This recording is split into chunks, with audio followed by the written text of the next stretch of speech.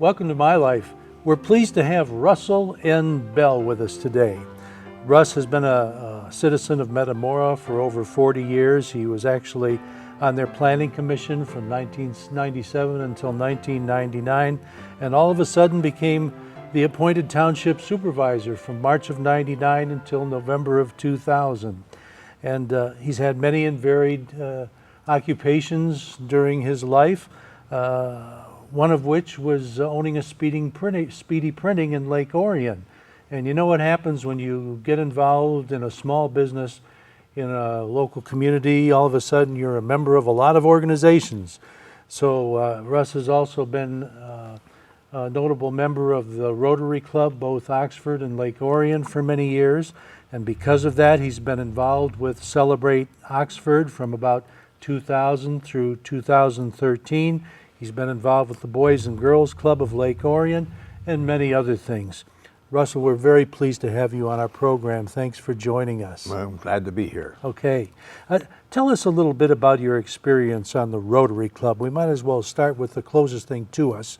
In fact, you just came from one of their meetings. That's here. right. I've been a member of the Oxford Rotary since about 1998 and 99, and have enjoyed very much the mission and the activities of the Rotary Club. You know, we are involved in the kids here in town. We support the high school seniors in the form of college scholarships. We give away about $4,000 a year to the high schools. We support their break program that's they put on every year. And so there's a lot of things that we like to do with the young people in town. And those are really important things to local communities. I think so. We also had, for a number of years, run a program for the underachieving students, encouraging them, providing some monetary rewards if they improved their grades, and had quite good success with that. Kids would get with the program and really buckle down and work. You know, that. Now, how did the Celebrate Oxford thing come about? Oh, back, I guess about 2000 or so, we had a member who was a car buff, and when the Celebrate Oxford was being developed, he said, how about a car show? You know, people always like car shows. And they said, yep, we could try to do that. And so he invited all his Corvette friends, and the word got around, and we had, I think, 110 cars or so the first year or two. Good weather, so that they brought their cars out. But it worked out pretty well, and every year after that we continued, and the Corvette people continued to participate, and things worked out very well. Now, I know you've lived in this area for a long, long time, but you're originally from where? Well, I grew up in the South Chicago area, 30 miles south of Chicago. Were you born over there? I was born there in Chicago Heights. Went to school there, high school. Were your parents from the Chicago area? No, they were from Decatur, Illinois. My dad graduated from college in 1929, and you know that was kind of a tumultuous year. It was a bad year to hit the workforce, wasn't it? Right. He had to come all the way to Chicago to find a job. He was a chemist. So he found a job in Chicago Heights. But before we go too far with this, let me ask you, how far back in your family would you have to go to find the first generation to live in this country? Well, the story is that the first Bell to come to the United States was in about 1710, came from Scotland, and the reason he left Scotland is obscure. But was somebody fortunately, chasing he him? came here, he and his brother. So no, it goes back that far. I see. So, in other words, you've been here for an awful long time. Long time. Okay, Yeah. very good. What was, all right, Chicago, you were born and raised in a big city. Tell us about your elementary school experience over there. Well, actually, Chicago Heights, yeah, I guess you'd have to say it was a pretty good sized city. We were 25,000 people, a very diverse community, highly industrialized. We had, gosh, all kinds of industry there: steel, chemical, glass, paint, and numerous others. So we had a population that, in many cases, were the first over on the boat, both Italian and Polish. So we had two large groups of ethnic background, Polish and Italian, which I found was wonderful because the food was very good. And most of my friends came from that, either one of those two or both groups. Chicago Heights was just, I say, a very diverse community, and had access to Chicago. You mentioned your dad was a college graduate. Did you say chemical engineer? Just chemist. Chemist? Yeah. And what about your mom? Did she have some college background? Well, she went 1 year to college, and then my dad got a job and went back and said, you got to come live Sure. with me in Chicago. Did you So- have a big family? No, just my brother and I, two of us. I'm sure with college-educated parents in a big city nearby, you probably got to see some interesting things downtown, didn't you? Oh, we did. My parents were very interested in having my brother and I experience as much as possible. We would take vacations in the summertime for a week and spend them all in Chicago. We'd go to the aquarium, go to the planetarium, Field Museum, Science Museum. We went one time, we spent a whole day going to radio shows. Two rather, in the WGN Tribune Tower. Big station. Yeah. There was. And there were probably some pretty big name stars that were doing radio shows We there. saw Henry Aldridge, and then there was another show called You're Right to Say It, which I have wondered about ever since. But their theme was, I may not agree with what you say, but I will defend to the death your right to say it. And you think today sometimes it's that idea, that concept has been either overlooked or smothered. I know what you mean. Yeah. What was one of your favorite things to do in Chicago during that period of your life? Oh, well, I think, and this was, back at a time when you could do this. At 13, 14 years old, friends and I would go into Chicago to a ball game. We'd go into Chicago by ourselves, on the train, get on the L, go to the Riverview Entertainment Park, go to, anywhere, out to Brookfield Zoo. What age group were you in at this time? This would be 13, 14, 15 Right. years old. And so we felt very free about just going into Chicago and doing and seeing whatever we wanted. And as we got older, then my friends and I and our girlfriends would go into Chicago the same way. Sure. You go in there and go to a show, go to a nightclub even. And it used to surprise me that you could go into a nightclub and they would say, all right, come on in. You sit down and they would serve you the Coke or whatever it is you wanted. Never a problem that you didn't have to drink hard liquor and pay a big price. Did your folks pretty much keep you on the straight and narrow as you were growing up? I'm going to say they did it by giving me plenty of room. My mother was insistent that I play an instrument of some sort. Started out in piano, and that was not going to work.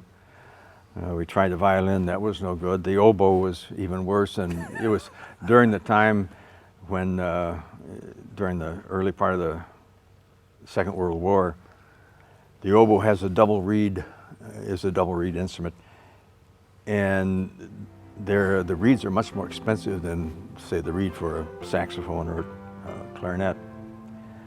And I would go through reeds very quickly, and it was like $3.50 a piece. So they decided that was That was not a good idea. No.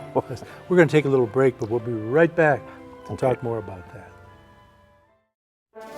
You are watching the Michigan American Legion Station of the Year for the 4th year in a row, Oxford Community Television.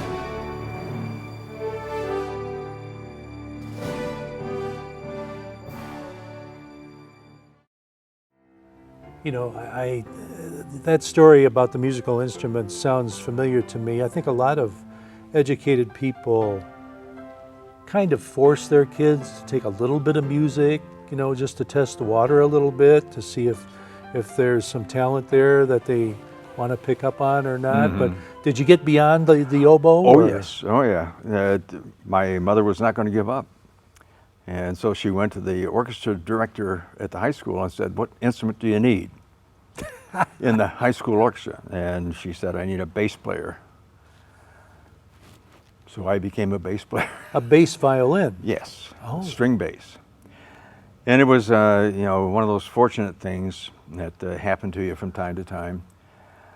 I enjoyed playing the bass.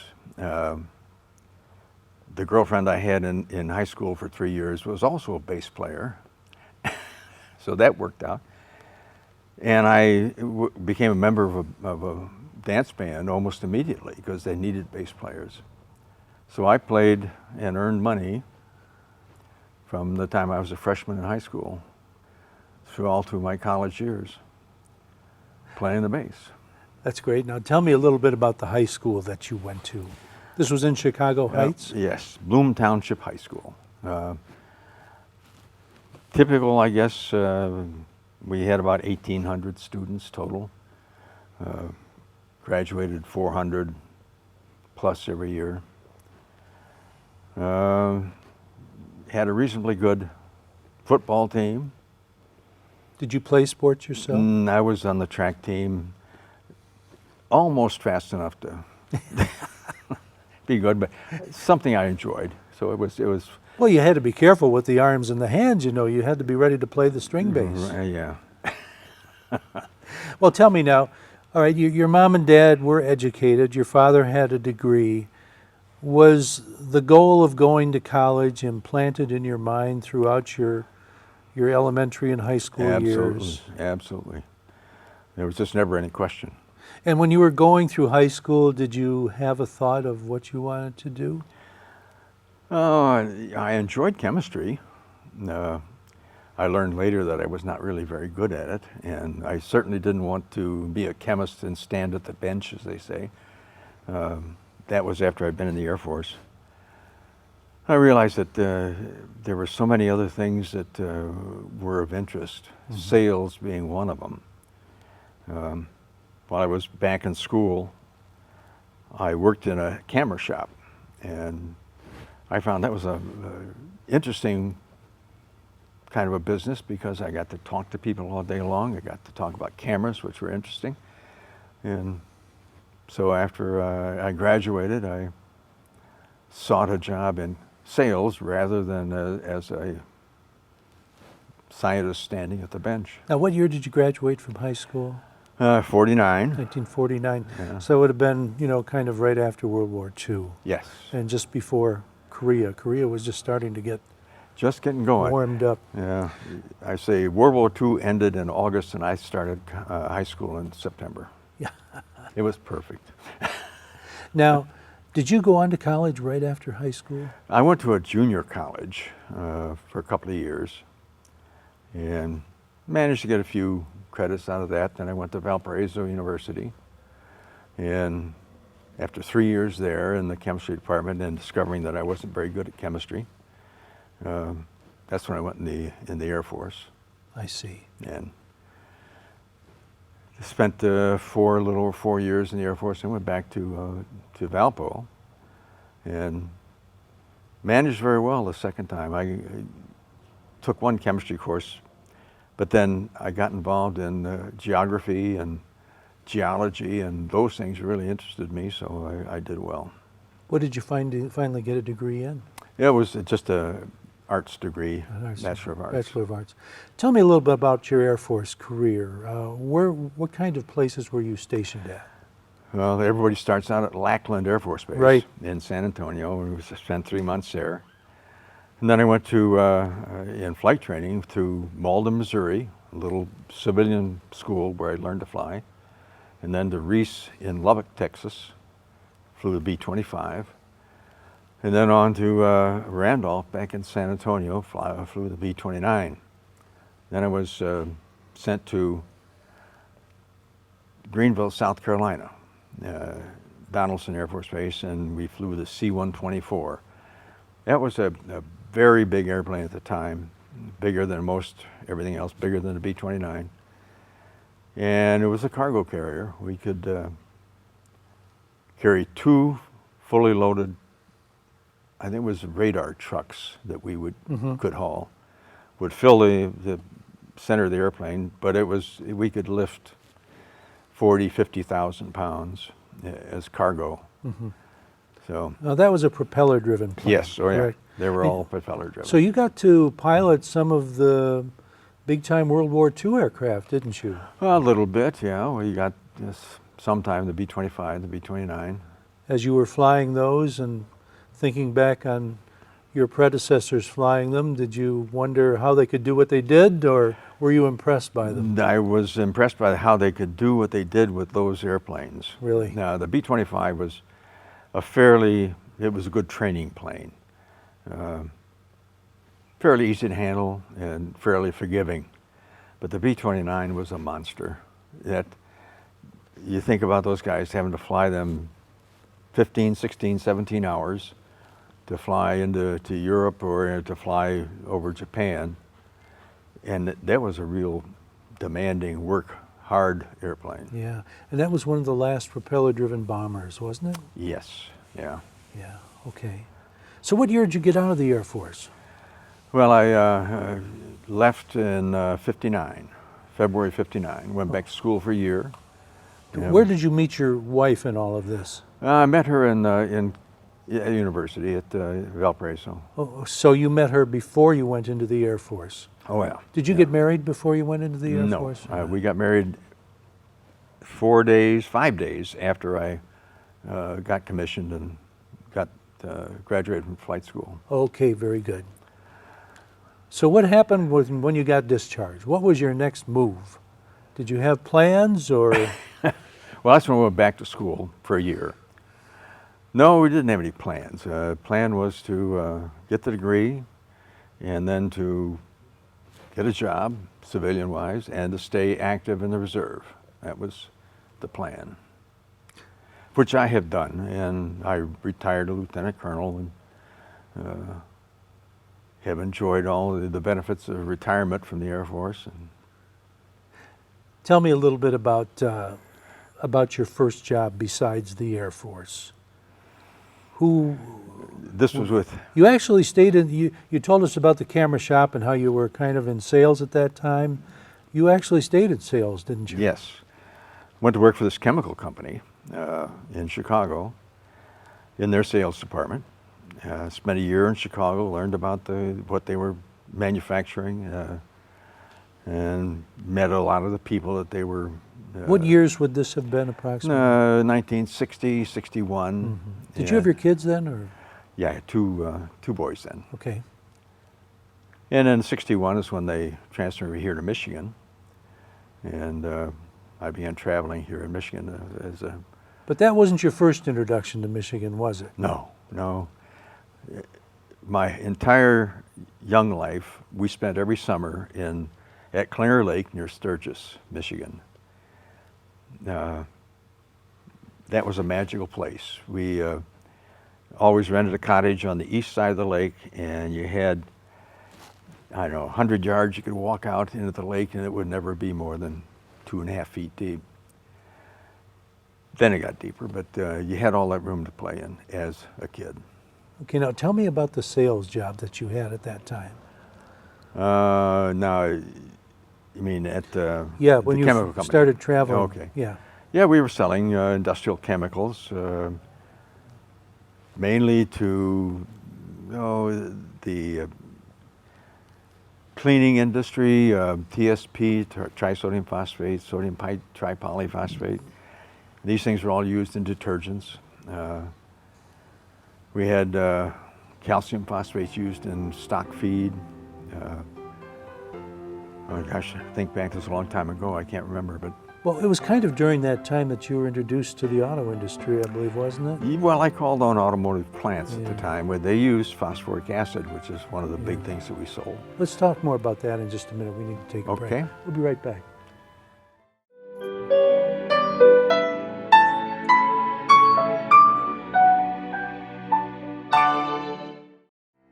Here with Russ Bell.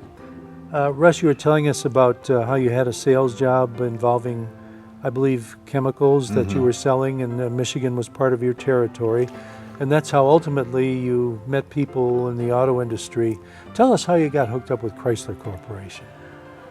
Well, the company I was working for offered me a job in Los Angeles. Much smaller territory, but much bigger dollar-wise.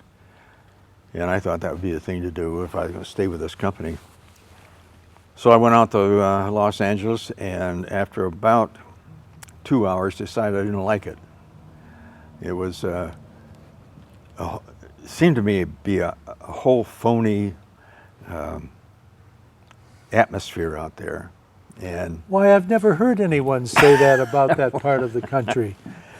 yeah, that was a strange reaction I had.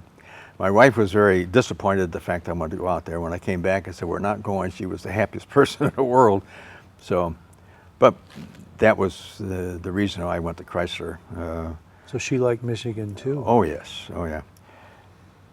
And I was fortunate that the company I was working for said, fine, if you can't do it, you can't do it. And get yourself another job and let us know when you've got it, and we'll cut you off. So took a while, I think about a month to get a... But your life went through an interesting, as far as your occupation went, an interesting transition while you were at Chrysler. You kind of shifted from one type of businessman to another during those years, didn't you? Yes, oh yeah. Tell us about that. Well, as a salaried salesman, you approach the customer the same, but the sales event is not as important. You don't get paid anyway. You do your best, but you don't really worry about it too much. And I went with Chrysler, and we were working with manufacturers' agents. And although my boss, when I first came to Michigan, told me the only way to make any money in sales is to be a commission salesman. And so when I was working with these reps here in Detroit, and they offered me a position, I thought, perfect. I'll be working as a commission salesman.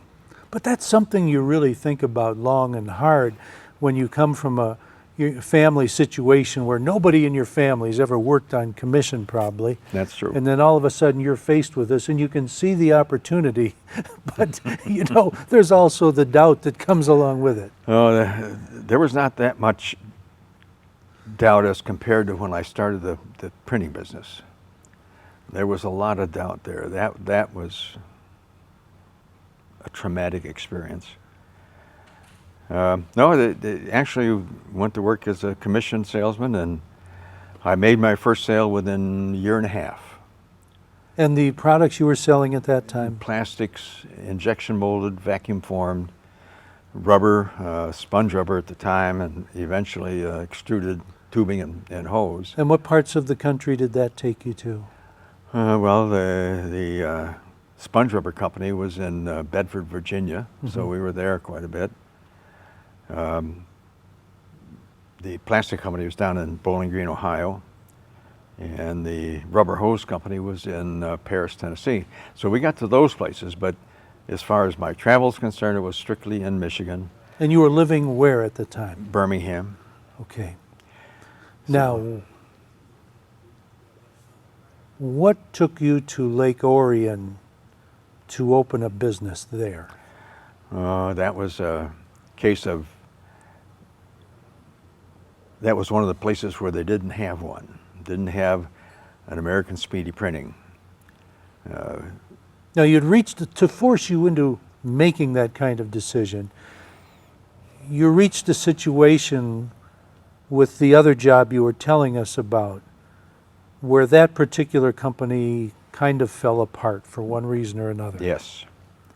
Well, the one company was purchased, bought out, and all the salesmen were invited to become salaried salesmen again.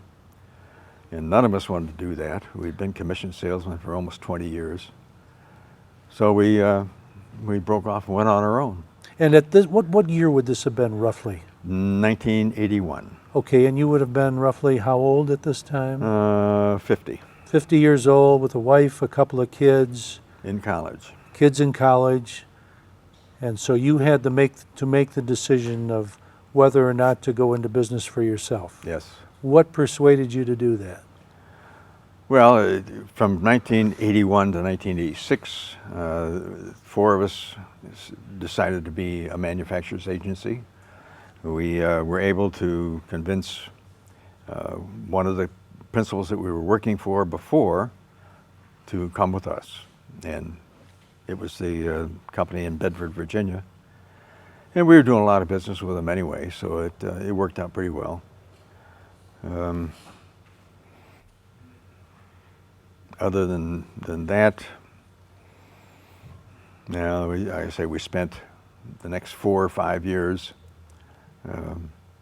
working to try and expand our company, and I think it would be safe to say that the other 2 that were still living and I had a disagreement, so they bought me out, and that's when I came to Lake Orion and started the printing business. You were living in Birmingham at this time, is that correct? No. You had moved to we Metamora? moved to Metamora in 1974. Oh, okay. So no, this whole period I was in Metamora. So you were driving back and forth from Metamora to Lake Orion during this time? Oh yeah. During the time I was a rep, for a while we had offices in the Fisher Building, and I drove from Metamora to the Fisher Building every day. Okay, now, you were, among other things, township supervisor for Metamora. Yep. For a couple of years. And the reason you became that was? Well, the elected supervisor, his wife was having some real difficult medical problems. And he was having to take a lot of time off in order to take care of her. And so he elected to resign from his job as supervisor. I had been on the planning commission and was not working. So they asked me if I would like to be the deputy supervisor for a few months and see if that was something that I would like to do. And it was interesting, and so I said yes. And when the existing supervisor left, I took over. And you spent a couple of years on the job? 20 months, I guess it was. Okay, Yeah. very good. And at the end of that, you decided that maybe somebody else ought to do it for a while. That's true. Okay. But ever since then, you've been very involved in the communities, both there and here. Yes. And in the Rotary Club. And we thank you for all your service, and we thank you for coming on this program. It's been an honor to have you. Quite nice to have been invited. Appreciate it. Okay. Come again. Thank you very much. Thanks for joining us.